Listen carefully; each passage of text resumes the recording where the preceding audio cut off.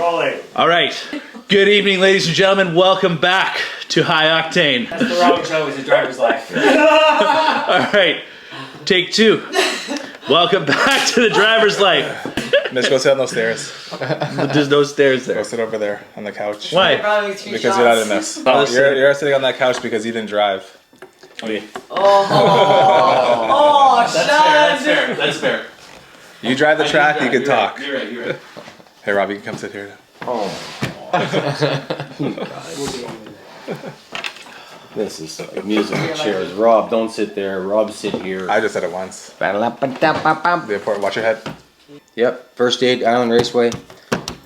Young gun, got black flagged and then broke the truck again. So, wicked, very consistent. This is from the Speedy Goats. You know, I mean, just the name, like, you know. Have you ever seen a Speedy Goat? Usually they just fucking stand there unless you piss them off. So, you know, I mean, just the name is like a oxymoron. But the guy is an interesting guy who runs it, and it said some UBC alumni, or I don't know what it has to do with racing, the whole crew. But it's not even racing, it's time trials. It's a frickin' atrocity. I did it once, and I left early because that guy pissed me off, pointed the black flag at me. I didn't do shit. And, you know, of course he kicked him out of a race today, same crew. I can't wait to see what happens when we come back with the Speed Fanatics, because those are the guys we raced at Mission, where the drivers' meeting was 5 minutes long. He didn't lay all the rules down. If you touch a pylon, or if you go over that line, I am going to chase you down to your neighborhood, and I know where it is. And that guy couldn't chase me down. I could beat him up with my pinky. Anyways, that guy, you know, so, and we didn't know what he was like. We wanted to get in some racing, so Nick, who was trying to get this whole thing going, he entered us in everything. Okay? Even if you don't have a car, we're entered. Okay, that's how we roll in High Octane Motorsports. So, Buddy racing a stock Cadillac with a cheater shot on it. S10 that used to be my tow rig, and I'm racing a front drive, but with my winter car. So, you know, that is the reality of it all. And yeah, you know, we did okay. We did really. The times are, you know, within a second of each other, really, or 2 seconds from fastest to slowest. And you know, that is funny. And the track was really neat, very fun to drive. There's no question about that. I would really like to drive anything but a one-wheel front drive next time on any frickin' track, because I knew it was going to be frustrating, and it was frustrating. So that's neat. And a very good learning curve trying to throw a front drive around. I almost felt it oversteer twice, I think. Yeah, and they don't oversteer, so it was fun. Yeah, it was fun. That track's neat. On the side of a hill like that. I had no idea. I saw pictures of it. I had no idea that it was like that. The elevation change is heinous. You're ripping downhill, you're ripping uphill. Like, what kind of racetrack's that? That's not a racetrack. It's a hill climb. I'm telling you. The purest race guy would hate that track. I'm telling you. I can tell. Because it kind of rubs me wrong, but I like that. I like shit that's weird. You know? I do. Yeah, unfortunately. Why do you think I'm in a fucking Sentra?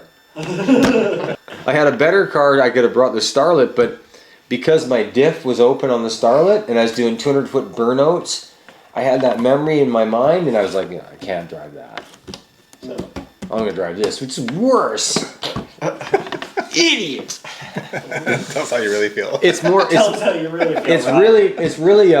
Actually, the Sentra, I fit in it better because it's a bigger car. I'm very cramped in the Starlet, uncomfortable for me to drive, and I love the comfort of the Sentra. It fits me just right, and I really love the way it runs, the engine. And I'm an engine guy, and that's what also the Starlet's like. Sentra's like. I'd love to have one of these after he drives a 510.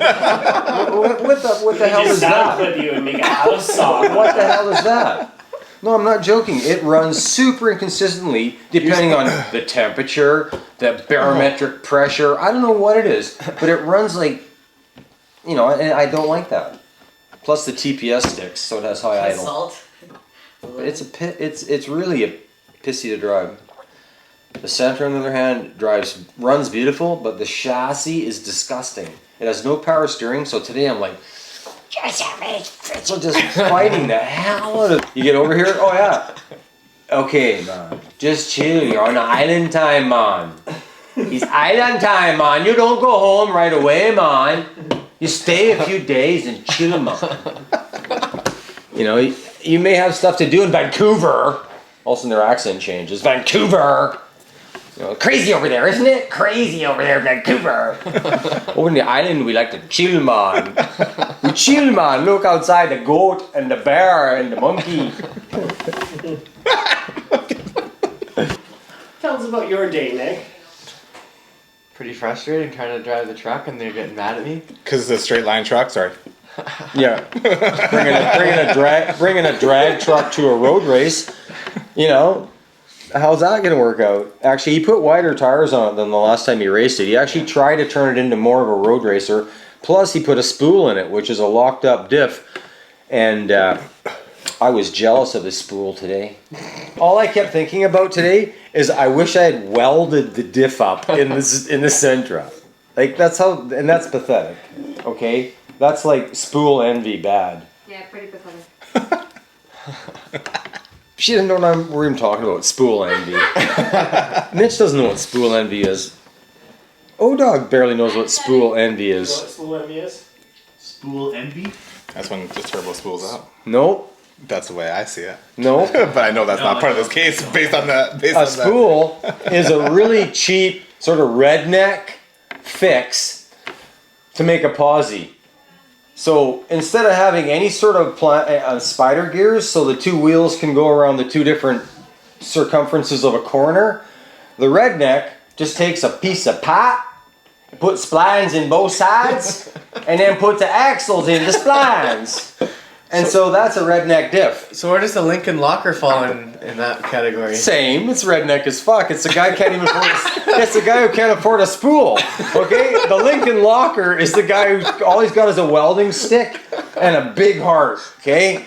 And he goes, I'm gonna lock up. I'm gonna make a posi tonight, honey. I'm going out to the garage. Gonna weld me up the posi.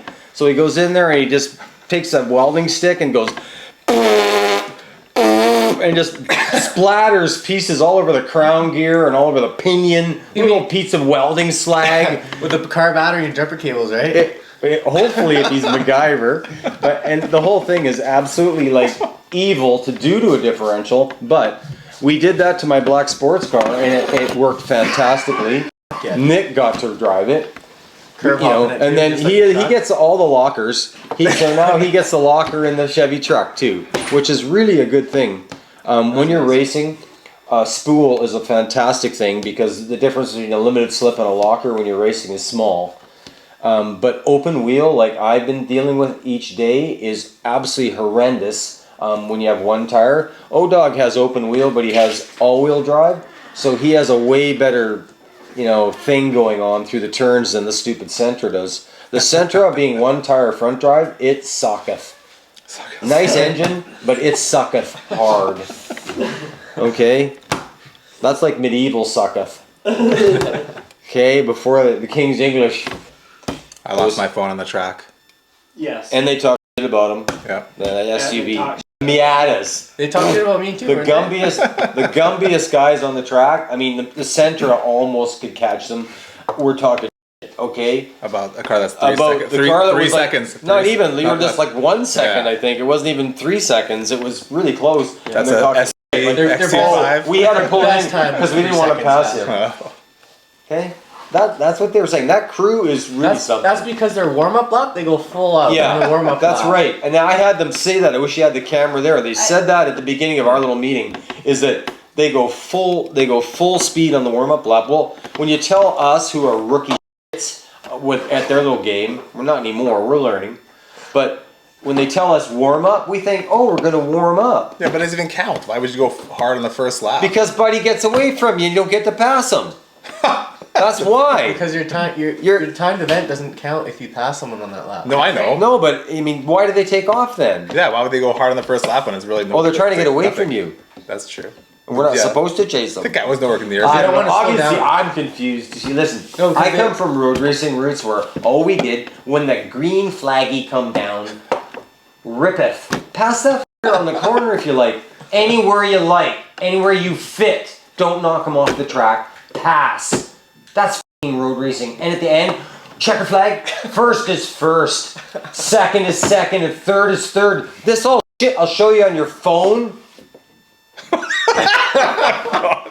That's what I think of it.